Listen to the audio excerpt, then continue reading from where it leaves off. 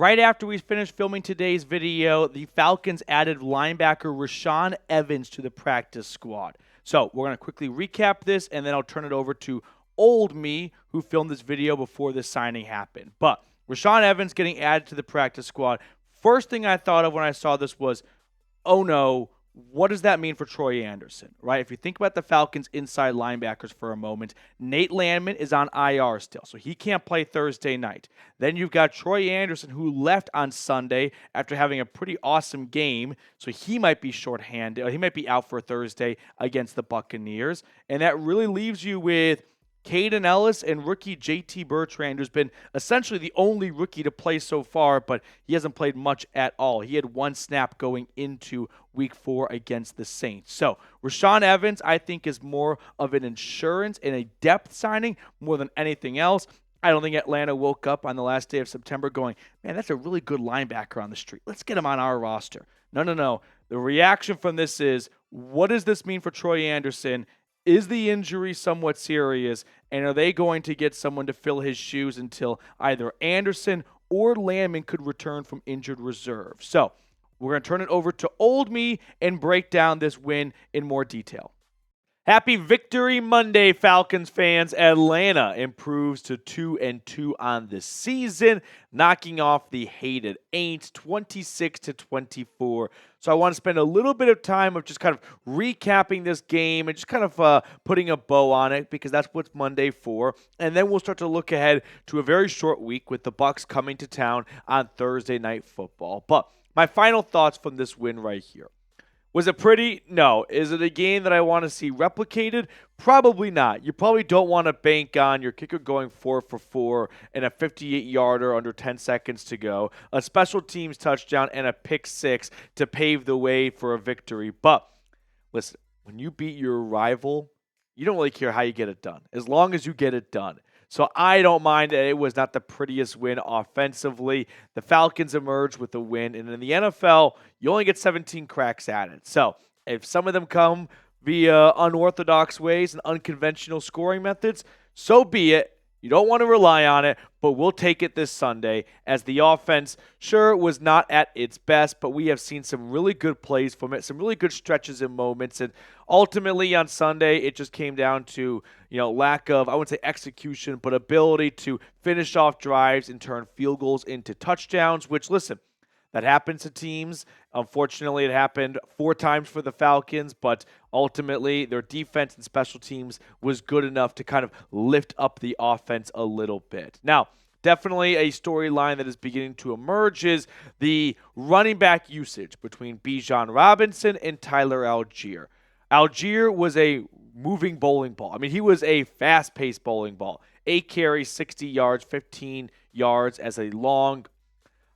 I'm not here. I mean, this is kind of an Arthur Smith take here, but sure, from a fantasy football perspective, I'm sure we'd all love to see Bijan Robinson get all the carries and whatnot. But listen, Algier is too valuable just to stick on the sideline for all 4 quarters. I didn't think we'd see this much of a 50-50 split. 7 carries for Robinson, 8 carries for Algier. But when 25 gets 8 or 9 yards on 1st and 10, it's hard to take him off the field. And then when he's able to be a great receiving back as well, it makes it twice as hard to take him off the field. So, yeah, it wasn't the most, conventional rushing attack for Atlanta with Robinson, but you have Algier, you have a great 1-2 punch, you have thunder and lightning.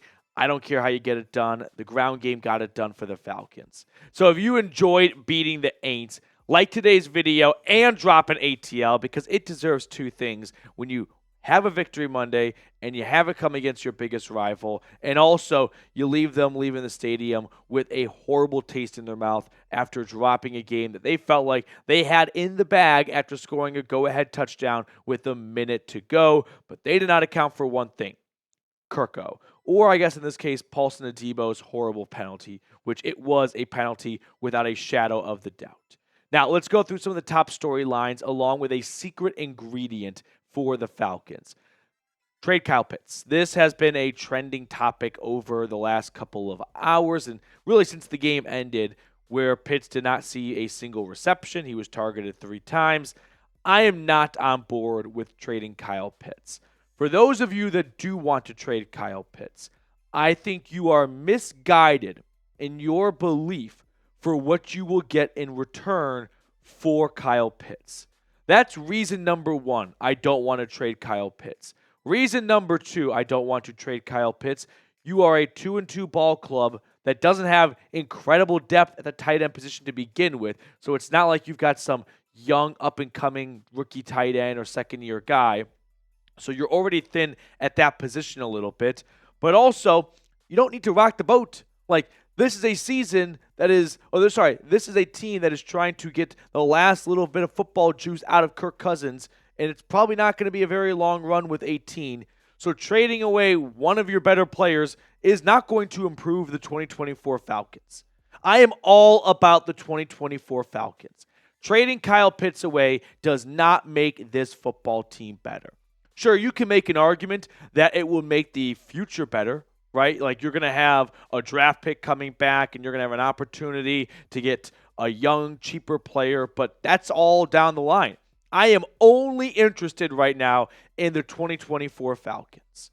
And to me, this team is not going to improve in any way, shape, or form by having Pitts be on another roster and losing snaps or more snaps for like Charlie Warner or Ross Dwelly. Like, no offense to those guys, but I don't think they are any better than Kyle Pitts. Yes, it has not been a very fruitful start to the year for him. 1 touchdown in week 1, and since then, 3 grabs, 2 grabs, 0 yards for a combined, over the last 3 weeks here, less than 100 yards. So there's no argument from my end that Kyle Pitts has been underwhelming, disappointing.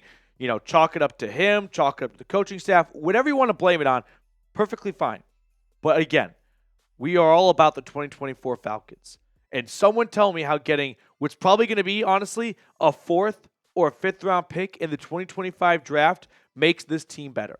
Maybe I'm being a little bit short-sighted here, but are we going to just all of a sudden act like 4th and 5th round picks is going to be the thing that, turns this franchise around for years to come? No, of course not. And yeah, I do think it's a 4th or a 5th. Guy has a year and a half left on his contract, a fully guaranteed 5th-year option picked up, so another team is taking on that bar tab. And I'm just going off a little bit of reference here. Jerry Jeudy got traded from the Broncos to the Browns, going into the 5th-year option for a 5th and a 6th round draft pick. I would say when Jerry Jeudy got dealt to Cleveland, he was at a better spot than Kyle Pitts is right now. So if Jeudy goes for a 5th and a 6th, sure, a little bit of a benefit for Pitts is he has the remainder of this year, so it's 1.5 years under control for a team. So I can bump it up from a 5th and a 6th to maybe just a 4th. But yeah, I don't think you're sniffing day 1 or 2 of the NFL draft. So if we're talking about an early to mid day 3 draft pick, I don't think it's worth the squeeze. Just keep Pitts. Hopefully something can get figured out and we can get some more production out of him. But the return for what you're giving up does not make sense for what you want to accomplish 2024. If we could get some great draft pick for him, okay, then yeah, sure, you're taking a hit for this year, but you're setting yourself up nicely for the future. Let's not act like a 5th round pick is going to be the difference maker in the Atlanta Falcons 2025, 2026, and beyond success. So I'm typing N for no when it comes to trading Pitts. Moving on to our next storyline, the secret ingredient for Atlanta. It is wide receiver Darnell Mooney. And I'm going to tell you all about it and why in just a moment. But first, a quick shout out to our sponsor today, which is Game Time. Game Time is an awesome feature called Game Time Picks that makes getting tickets to see your favorite teams like the Falcons and hopefully some postseason Braves baseball play live even easier. Game Time Picks filters out the fluff to show you only incredible deals on great seats so you don't have to waste time searching through thousands of tickets. Now, one thing I really like about Game Time is they offer the Game Time guarantee. If you find tickets in the same section and row for less, Game Time will credit you 110% of the difference. So take the guesswork out of buying tickets with Game Time. Download the Game Time app, create an account, and use code ChatSports for $20 off your first purchase. Terms apply. Again, create an account and redeem code CHAT Sports for $20 off. I put all that information in the comments and description of today's video. Download Game Time today. What time is it? Game time. Let's talk about the secret ingredient for the Falcons offense, which has been Darnell Mooney. Like when Atlanta needs a first down on 3rd and 8, 3rd and 9, it's Drake London. When they're looking for a big chunk play on 1st and 10 off play action, it is Darnell Mooney. Through 4 weeks so far, Darnell Mooney has 3 games with over 55 receiving yards. Last year with the Bears, 1 game in the entire season. It's not even October yet, and he has tripled the amount of production of 55-plus games he had all of last season.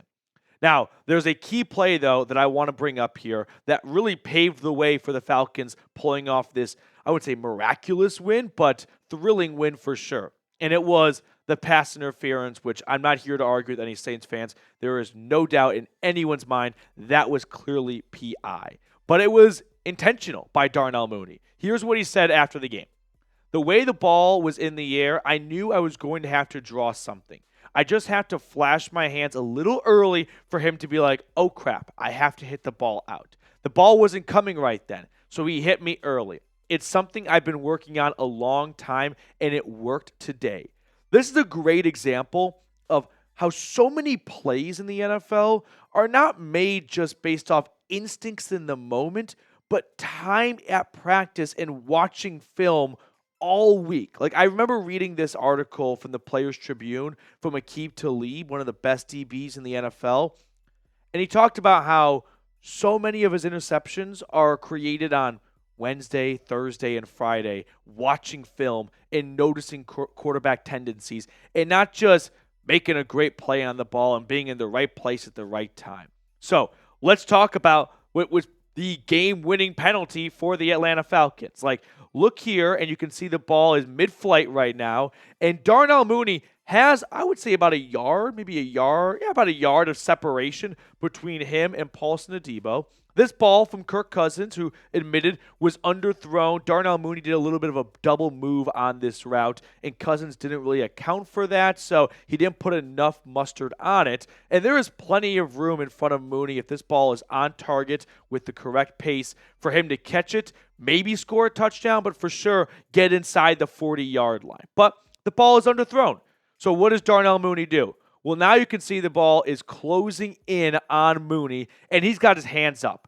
And if you're Paulson Adebo, you don't know where the ball is. It's a very difficult job to be a DB because, of course, we have the luxury of watching it from our TV, watching it from our couch on TV with the great camera angle. But all this is happening behind Adebo. So what does he do? Hands are up for the receivers. When that happens, you are taught as a DB to then start putting your hands up and trying to break up the pass. However, the ball is not quite there yet.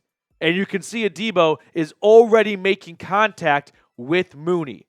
Darnell Mooney with a great fake of, I'm going to put my hands up as if the ball is here. And Adebo goes, oh crap, ball is here. I got to get my hands in between his hands and break up this pass.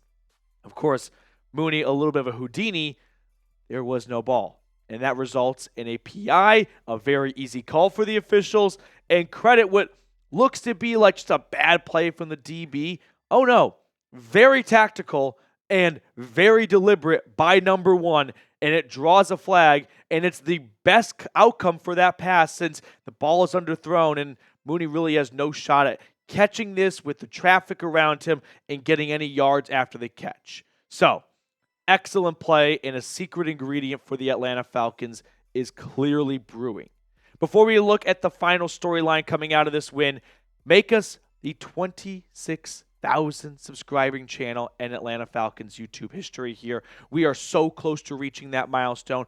18 subs away, so if you have not joined yet, please consider going ahead and doing so. It's completely free, so if you're looking for a go-to Falcons YouTube channel after every single Sunday win, hit that sub button down below. Third storyline, Younghoe Koo is lethal. I just want to borrow 3-4 minutes of your time and talk about a kicker because we don't really get to do that very often, and right now it is the year of kickers. Like, sure, Justin Tucker is not very good, but every other kicker it feels like is having an incredible start to the year, and every single kicker is just draining inside of 60 casually. Koo went 4 for 4, and the last one being a 58-yarder. And at this point, it's just becoming standard practice for Younghoe Koo. Like, this is nothing out of the ordinary for him. He is 9 for 9 on the season, and he is becoming an absolute weapon for the Falcons. That game winner, by the way, was his 8th game-winning field goal in the last 10 seconds since the start of the 2021 season, which leads the NFL. When the game is on the line and it is do or die, make or miss, Younghoe Koo has been nothing but money. Like I said, 9 for 9, 3 for 3 on 50-plus yarders this year, and then a Mercedes-Benz record 58-yard field goal for the home team for the win. So let's give the guy some love right now, because this win would not have been possible without his pure excellence. 4 for 4 perfection. So drop a Koo down in the comment section below. One of my biggest, I wouldn't say biggest pet peeves, but a pet peeve of mine is whenever you get a player who's got like a O in his name and the crowd all says it, Koo, like on TV, it sounds a lot like you're saying boo. So I've never been a big fan of it because it's not really like abundantly clear. But Koo dropping, just an incredible performance. So let's drop some Koos down below. All right, we got to show some love to the Dirty Birds Club. Jose Santana, Ken Ballard, Trey 1222, Jason Landino, Reese Atkins, Archangel, Angry Liquid, Jeebus H. Christ, Dictator JC, and then 2 new members after our win on Sunday, Jordan and Ronan Tyrell, all the way from New Zealand. Appreciate you guys so much for supporting the channel. Jordan and Ronan, the latest members of the Dirty Birds Club. If you want to get shout-outs for the entire 2024 season, $100 super chat during our watch parties if you are able to, and we'll throw your name on screen all year long. That's going to do it for us on today's episode. Hope you guys enjoyed it. Enjoy Victory Monday. If you work with the Saints fan, if you go to school with a Saints fan, make sure that you let them hear it all day long. Give them plenty of shit from me.